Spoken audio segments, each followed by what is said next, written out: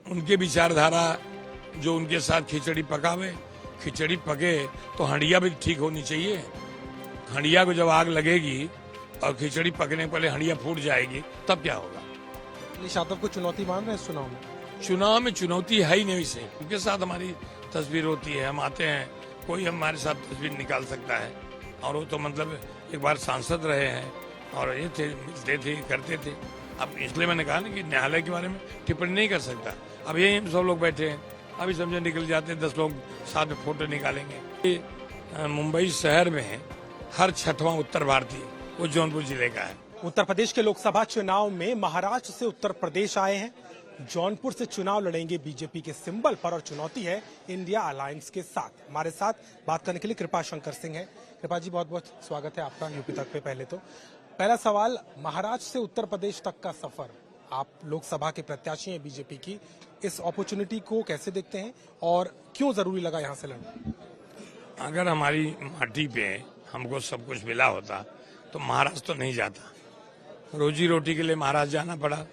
वहाँ रोजी रोटी के बाद पिताजी स्वतंत्रता सेनानी थे, उनसे बहुत कुछ सीखा था, बहुत कुछ मिला था। धीरे धीरे मैं सामाजिक कार्य में, फिर राजनीतिक कार्य में जब जुड़ा तो कांग्रेस पार्टी से ही मैं जाना चाहता हूँ। मेरी पॉलिटिकल कैरियर वहीं से थी। लेकिन कांग्रेस पार्टी के 2 फैसले को लेकर के मुझे आंतरिक कष्ट था। बहुत सालों सोच रहा था कि भगवान राम के मंदिर बनने की क्यों अवरोध डालने की बात करते हैं, कोर्ट में समय मांगते हैं, किसके लिए सब करते थे आप सब लोग पता है। लेकिन वो पीड़ा तो मेरी थी। लेकिन 2014 के बाद सरकार आने के बाद आर्टिकल 370 हटाया गया। मैंने समझा देश के लिए, राष्ट्र के लिए ये सबसे बड़ा फैसला है। उसी समय मैं तय किया कि कांग्रेस पार्टी में अब काम नहीं करूंगा। आप तमाम दर्शक जो देख रहे हैं वो जानना चाहते हैं कि उत्तर प्रदेश का लड़का महाराष्ट्र कैसे पहुंचा, वो कहानी जानना चाहते हैं। आप कैसे पहुंचे और कैसे वहां आपने शुरुआत की और वहां जाके आप सरकार में मंत्री भी बने? बहुत लोग जाते हैं, लाखों लोग जाते हैं उत्तर प्रदेश से, जौनपुर से। हालांकि मुंबई शहर में हर 6वां उत्तर भारतीय वो जौनपुर जिले का है। क्योंकि जौनपुर कोई उद्योग नहीं है, जौनपुर कोई फैक्ट्री नहीं है। कुछ कारखाने सतरिया में लगे हैं, कुछ की अभी शुरुआत हुई है। पिछली बार अभी मनरेगा के जरिए कुछ लोग काम मिला है। कोरोना काल में जितने लोग आए थे, जौनपुर की लिस्ट मेरे पास है, 10% लोगों ने यहीं रह गए, काम मिल गया, नहीं जा रहे हैं। आने वाले समय में ईश्वर से प्रार्थना करता हूं, हमारे आदरणीय प्रधानमंत्री जी जब दूसरी बार शपथ लेंगे प्रधानमंत्री की, आदरणीय मुख्यमंत्री जी के जरिए जौनपुर जनपद के लिए मैं सोचूंगा कि पहली प्राथमिकता मेरी उद्योग हो। और उद्योग जब लगेगा तो ये जो बेरोजगारी है वो दूर होगी। ये मेरे मन की पीड़ा है। और मैं जब मुंबई गया तो मैंने 8 साल तक एक फार्मास्यूटिकल कंपनी में काम किया, रोज प्रोडक्ट्स लिमिटेड करके काम करता रहा। एक दिन एक कार्यक्रम में वहाँ की उस समय मंत्री हुआ करती थी आदरणीय श्रीमती प्रतिभा जी पाटिल, एक कार्यक्रम में गया था, मेरी बात रखने को मौका मिला। उन्होंने मेरी बात को सुना, वो बहुत प्रभावित हुई और मुझे एक दिन घर पे बुलाया। तो जैसे माँ बच्चे को उंगली पकड़ चलना सिखाती है, उसी ढंग से श्रीमती प्रतिभा जी पाटिल मेरी उंगली पकड़ के राजनीति के रास्ते दिखाए। और धीरे धीरे मैं वहाँ का वार्ड का अध्यक्ष बना, यूथ कांग्रेस कहा जाता जो आज युवा मोर्चा है यहाँ पे, उसका जनरल सेक्रेटरी बना। फिर इसके बाद असेंबली की बहुत बार मैंने कोशिश करी, कॉर्पोरेशन में कोशिश करी, लेकिन पार्टी की तरफ से मुझे जवाबदारी नहीं मिली। मैं अपना काम करता रहा। एक दिन ऐसा आया कि 94 में मुझे विधान परिषद का सदस्य बनाया गया। मेरे विधान परिषद सदस्यता 1 साल बाकी थी। 99 में मुझे विधायक बनाया। उसी समय पार्टी ने मुझे मंत्री बनाया और 5 साल मंत्री बनने के बाद फिर मुझे मुंबई का अध्यक्ष बनाया। इसके बाद बहुत सारे काम पार्टी के लिए देश में कई जगहों पे निरीक्षक के रूप में जाना पड़ा। लेकिन मैंने जैसे कहा कि आर्टिकल 370 हटाए जाने का विरोध करने के बाद इतना मेरे मन को कष्ट हुआ। और मैं फिर आपके माध्यम से कह रहा हूं, आर्टिकल 370 हटाए जाने का जिन पार्टियों ने, जिन लोगों ने विरोध किया है वो हिंदुस्तानी नहीं हो सकते। उत्तर प्रदेश में जौनपुर में आपके इलाके में एक चर्चा ये है कि आप इधर आए, टिकट मिला आपको, उधर धनंजय सिंह निपट गए, उनको इस वक्त दोषी करार दिया गया है, आज सजा भी होनी है। आप कैसे देखते हो? तो तैयारी कर रहे थे। हाँ, न्यायालय के प्रश्न के ऊपर न्यायालय के बारे में कोई टिप्पणी नहीं कर सकता। अच्छा, अगर हम ये सीधे पूछें कि धनंजय सिंह के साथ में आपकी भी जिस तरीके के कभी संबंध रहे नहीं रहे, उनके साथ आपकी तस्वीर भी दिखाई जाती दिखती है, आप कुछ कहेंगे? नहीं रहे, अभी सबके साथ हमारी तस्वीर होती है, हम आते हैं, कोई हमारे साथ तस्वीर निकाल सकता है।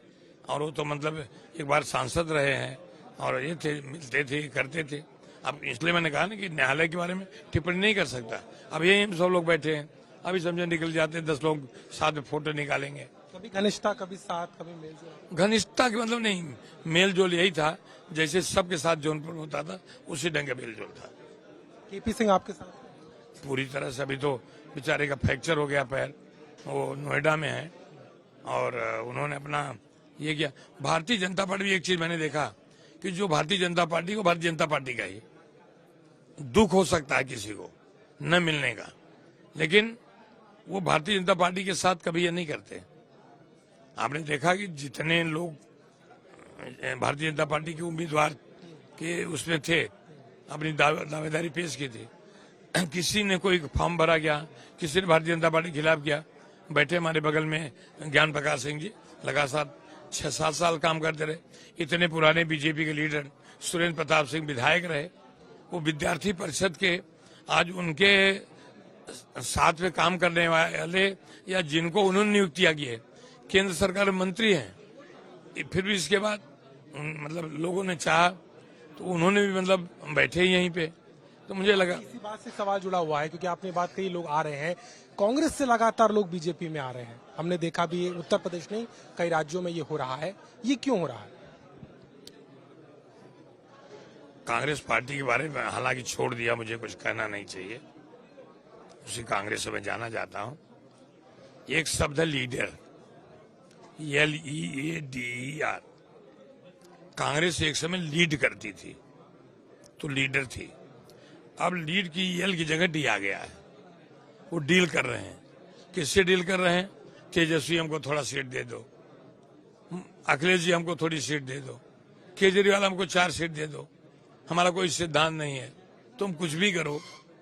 शिवसेना के साथ, जो शिवसेना आज भी उत्तर भारतीय समाज हो या दूसरे समाज हो उनको हेट करती है, उसके साथ कांग्रेस बैठ गई।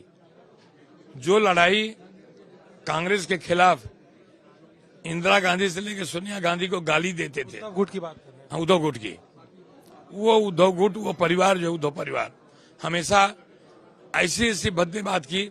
आज दोनों कांग्रेस नेता उनके बगल बैठते हैं, चुल्लू भर पानी में डूब बनना चाहिए ऐसे लोगों को जो विचार से हट करके समझौता करते हैं। तो डील वहां हो रही है, इसलिए डीलरशिप उनके पास है, लीड यहाँ कर रहे हैं नरेंद्र मोदी जी, लीडर यहाँ पे हैं। तो लीडरशिप बीजेपी में है और डीलरशिप INDIXYZ ये सब जो बना है ये लोग डीलर हो गए हैं। INDI की आपने बात की, अखिलेश यादव और धनंजय सिंह की मुलाकात की कुछ चर्चा चल रही है, एक फोटो भी काफी सोशल मीडिया पे वायरल हो रहा है, आपको लग रहा है कुछ खिचड़ी पक रही है क्या? अब उनके विचारधारा जो उनके साथ खिचड़ी पकावे, खिचड़ी पके तो हंडिया भी ठीक होनी चाहिए। हंडिया को जब आग लगेगी और खिचड़ी पकने पहले हंडिया फूट जाएगी तब क्या होगा? अखिलेश यादव को चुनौती मान रहे हैं इस चुनाव में?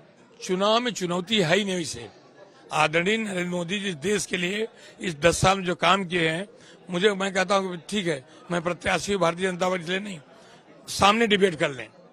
उन्होंने क्या किया? पिछला लोकसभा का सदस्य 5 साल था ना, आज भी हम कुछ लोगों से पूछते हैं, अरे भाई यहाँ सांसद कौन था? पता नहीं, कोई तो था। तो जब कुछ किए रहोगे तब तो लोग जाएंगे ना। ये सीट पे दारोमदार होगा आप पर, आपको लग रहा है कि क्या आपको अब क्रॉस पार्टी सहयोग मिलेगा? धनंजय सिंह आप कह रहे हैं ठीक है मुझे तो वो सहयोग करेंगे, या आपको लगता है बाकी? भारतीय जनता पार्टी के किए हुए कामों को, भारतीय जनता पार्टी के विचारों को दूसरी पार्टी के लोग आप देखेंगे इसी 4-10 दिन में लोग किस ढंग से समर्थन भी निकलते हैं। उनको नरेंद्र मोदी जी के ऊपर विश्वास है और मोदी की गारंटी, ऐसा नहीं होता है, मोदी की गारंटी जो देते हैं वो होता ही है। लोगों को विश्वास है ना, गारंटी कौन लेगा? और अगर गारंटी लिया है तो उन्होंने कितने काम किए हैं। इसलिए नरेंद्र मोदी जी की जो गारंटी है, आज मोदी जी के मार्गदर्शन में योगी आदित्यनाथ जी, अपराध मुक्त उत्तर प्रदेश कभी होगा सोचा नहीं था, सड़कें बनी कोई सोचा नहीं था, कभी बिजली चमक जाती थी, आज बिजली हमको मिल रही है। कभी गड्ढों में सड़क ढूंढना पड़ता था, आज सड़क पे चल रहे हैं। जो इंफ्रास्ट्रक्चर और जो सांस्कृतिक विरासत, प्रभु रामचंद्र का प्राण प्रतिष्ठा मंदिर नहीं बने दे रहे हो। और ऐसे लोग हैं, उनके माँ बाप ने नाम रखा क्या, जयराम रमेश, और राम के खिलाफ बात करते हैं। उनका नाम रखा सीताराम येचुरी। वो कौन सी चूरी है, सीताराम के नाम का थोड़ा करते। ऐसे इस देश के सांस्कृतिक धरोहर को भी, इस देश के दैविक शक्ति को भी, आप देखिए भगवान राम की प्राण प्रतिष्ठा का निमंत्रण दिया गया, लोग निमंत्रण ठुकरा रहे हैं। रावण बहुत बड़ा विद्वान था, बड़ी बात नहीं है। एक विद्वान रावण कैसे हो सकता है, इसके ऊपर सोचना पड़ेगा। भगवान राम को अहंकार का ज्ञान था और रावण को ज्ञान का अहंकार था। तो जो रावणी प्रवृत्ति है, ये इससे जो इस देश की जनता है, इस देश की सांस्कृतिक हमारी विरासत है, कभी नहीं बर्दाश्त करेगी। बड़ी मानते हैं कि नहीं, और अगर नहीं मानते हैं तो मार्जिन क्या होगा?